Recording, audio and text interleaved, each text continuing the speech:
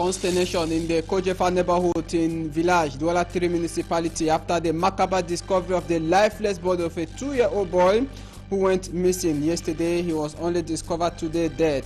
Tonight, we tell you how the first president of Cameroon, Amadou Ahidjo, resigned on the 4th of November 1982. Innocent Aze is our man on that beat.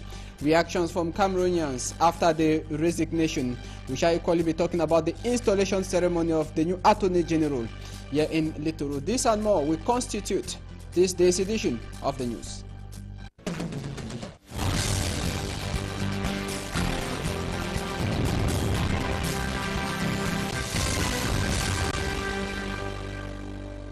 Good evening, I am HANSON Chanji. Thanks for joining me in this 6 p.m. primetime newscast on Equinox Television. We are broadcasting live from Douala, Cameroon, Equinox Central News Desk. I told you in the top stories, it is grief, consternation and bewilderment by inhabitants of the Douala 3 municipality, precisely in the Village neighborhood, after the lifeless body of a 2-year-old boy was discovered this morning in a well. The young boy who got missing yesterday was only discovered dead early this morning by passerbys. Details, Smart Jik and Gabriel.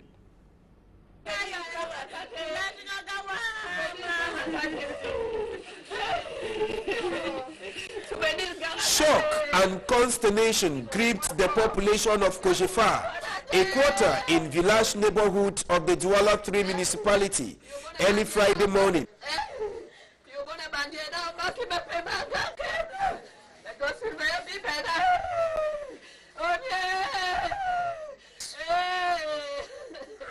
A young boy by name Kevin Yemina died mysteriously in a well.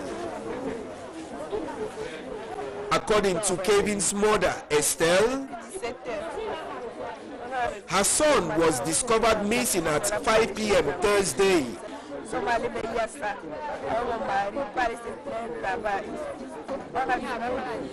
All attempts to know his whereabouts Thursday failed. Early Friday morning, the alarm from a neighbor's child alerted the rest of the inhabitants, who came to discover that the child was in the well.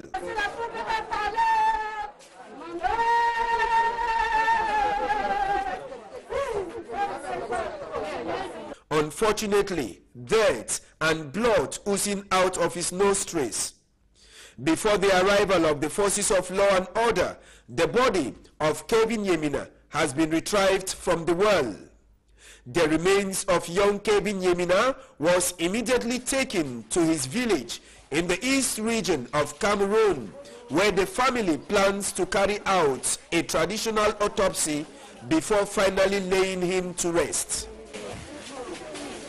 From the Littoral, we take you to the Northwest Regional Capital, Bamenda, where a young man who allegedly assassinated a 60-year-old man has been arrested alongside his accomplices. He confessed his mother sent him to commit the act. Details in the upcoming report signed by Innocent Aze. These are the suspects arrested Thursday by elements of the Battalion Intervention Rapid after they murdered a man, Chief Michael Fomandam, in his 60s recently and dumped the body behind his newly constructed hotel in May 8, Mancon, Bamenda Northwest Region.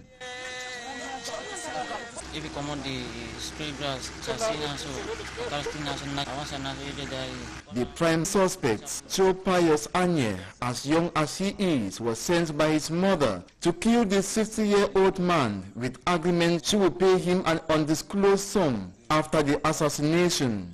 He promised to his son that she will pay a motorbike if he succeeds to kill the neighbor. Unfortunately for Joe Pius Anye, the money promised him by his mother was never provided, reason which prompted him to use his friend's mobile phone to call the family of Chief Michael Fomandam he had assassinated, demanding a ransom which would enable them know who killed their father. But instead, he was traced via the number he used, leading to his arrest and accomplices. The corpse of Mr. Chief Michael Fomandam was discovered October, already in an advanced state of decomposition. More than 5 days later, in very bad state. Meantime, Cho Pius, his mother, and accomplices were presented to the public at the B camp at my 8th Mankon, Bamenda Northwest region, headed by Lieutenant Colonel Fuman Ndongo Thierry. After the presentation, the prime suspect and his accomplices were handed over to the gendarmes, who were taken to the crime scene by the assassins. This is where they buried their victim, Mr. Chi Michael. According to Fomandam Aqua, mother of the prime suspect, Cho Pius Anye, they had been having frequent conflicts with the family of Mr. Chi Michael, reason why he was assassinated. The criminals are currently behind bars, waiting trial, while the bereaved family is inconsolable. Now, Chief Njombe Johnson, he is the president-elect of the Southwest Chiefs Conference. Going by the law, he has just resigned as the president of the Boya Chiefs Conference, warning politicians to stay clear from activities of chiefs in the Southwest region of Cameroon, saying that elites should engage themselves into politics and not involve chiefs. That was during an enlarged meeting today, which took place in Boya. Derek Jato report from the Southwest. Chief Njombe Johnson Joke of Okaka village has resigned as the president of the Boya Subdivisional Conference of Traditional Rulers. I've stepped down as the president of the Boya Chiefs Conference. Making his resignation public Thursday during an enlarged executive meeting that took place at the Southwest Chiefs Secretariat in Boya, Chief Njombe Johnson said he is stepping down to concentrate on his bigger office, the presidency of the Southwest Chiefs Conference. I am stepping down as the president of the Boya Chiefs Conference to concentrate more with my duties as the president of the Southwest Chiefs Conference.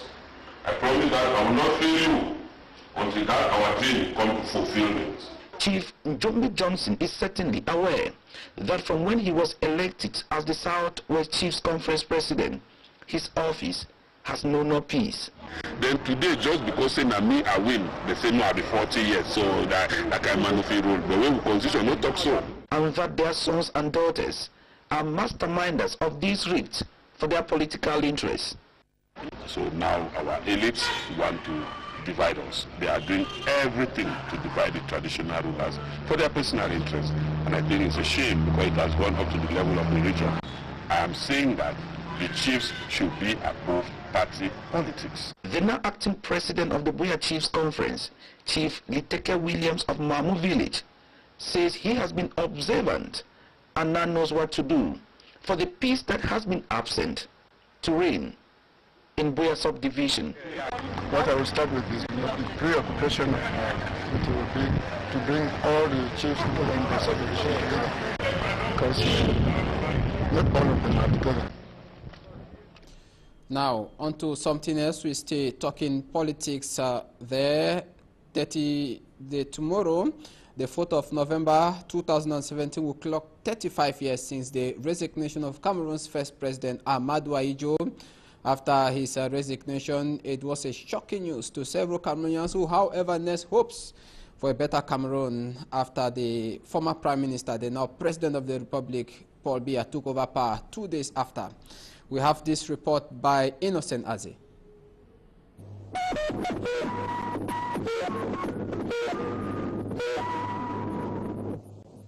Camerounaises, Camerounais, mes chers compatriotes, j'ai décidé de démissionner de mes fonctions de président de la République unie du Cameroun. Cette décision prendra effet le samedi 6 novembre 1982 à 10h. On November 4, 1982, President Ahmadou Ahidjo announced on state media he is resigning as president of Cameroon. This shocked many Cameroonians at the time who saw Ahidjo as a true leader who had a strong vision for the country. Il était nationaliste. Il aimait son pays comme les autres. He was a nationalist. He loved his country and he made efforts to be in the middle of the people. Au milieu du peuple. Monsieur le Président Ahidjo était un grand garçon. Père de la nation, c'était lui, le père de la nation. In spite of his dictatorial rule, he was cherished. Ahidjo avait le sens de l'autorité et il l'utilisait très bien. Ahidjo was authoritative and made use of it. The manner in which he ruled during his last 15 years of reign guaranteed stability and security. Le règne donnait l'impression d'une certaine stabilité et d'une certaine sécurité. Ahidjo quitting power brought fear on the minds of many Cameroonians who became astonished of what the future will hold. C'est à la fois une grande surprise pour tout le monde, mais aussi la peur. It was a surprising moment to all, marked by fear of a future conflict that might explode Cameroon. On a comme l'impression qu'un conflit va naître et que le Cameroun va exploser ou imploser. Ahidjo, known then as being conservative and less charismatic with his policies, allowed Cameroon attain comparative prosperity, but it is believed he was tricked by a French doctor of health issues.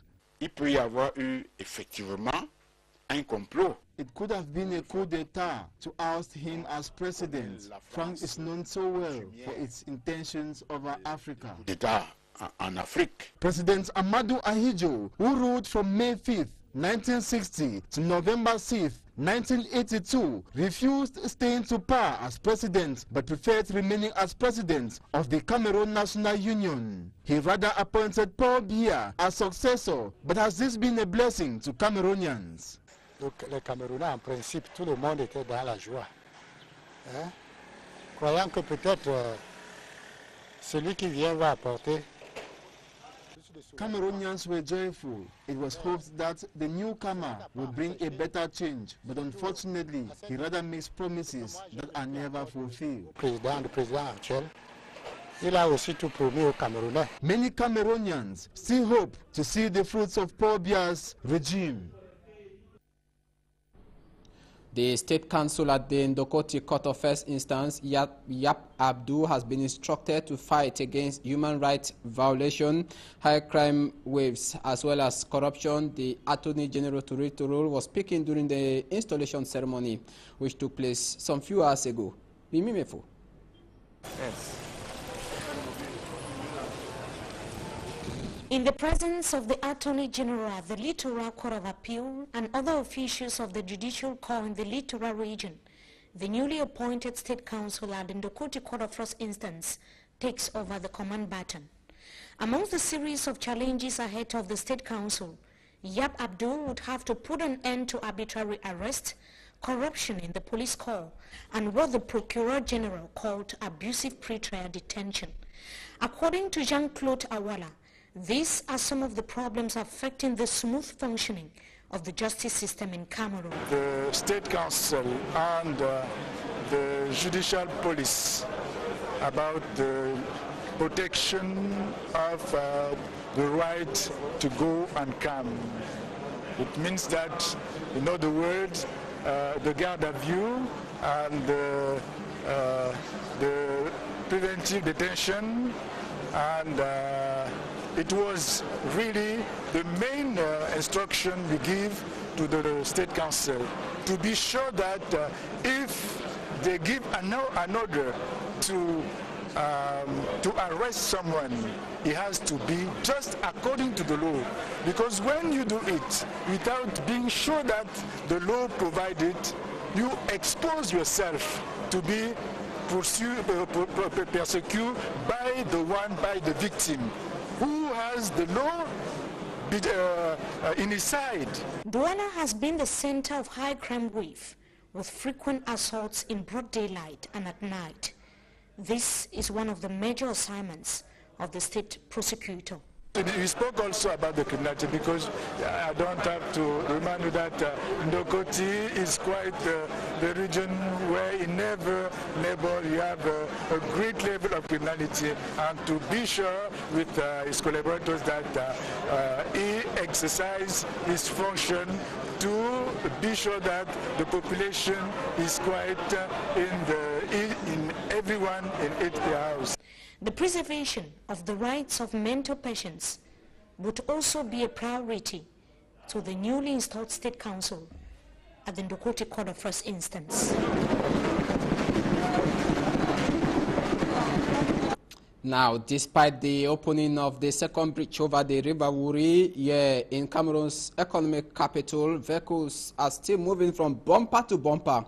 Commuters blame this on the slow pace of construction works ongoing at Rond-Point Deido. Catherine Kone. The second bridge over the River Wuri in Cameroon's economic capital, Douala, has not solved the problem of traffic around Rond-Point Deido.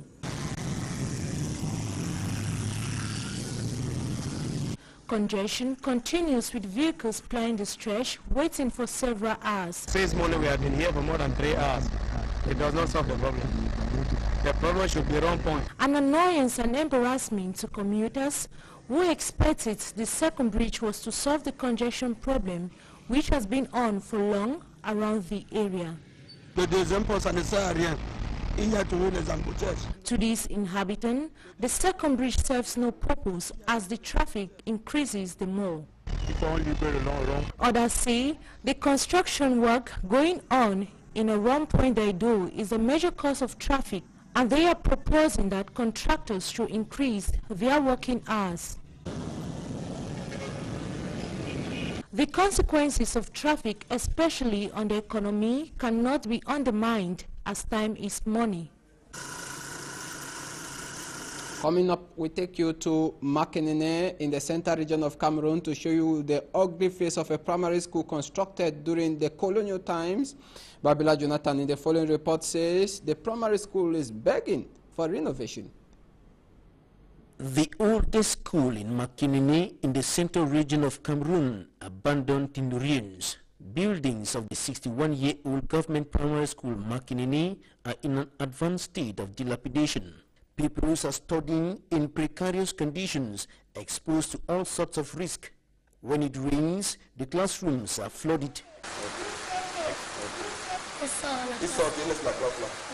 These people sees the teaching and learning process in the school is often interrupted on rainy days. Makinene's Santu quarter head tells us that on rainy days, some of the pupils escape to their houses, while others rush to get containers to flush out water from their classrooms when it stops raining. In the absence of the school's headmaster, the quarter head says complaints to council and administrative authorities have been fruitless till now.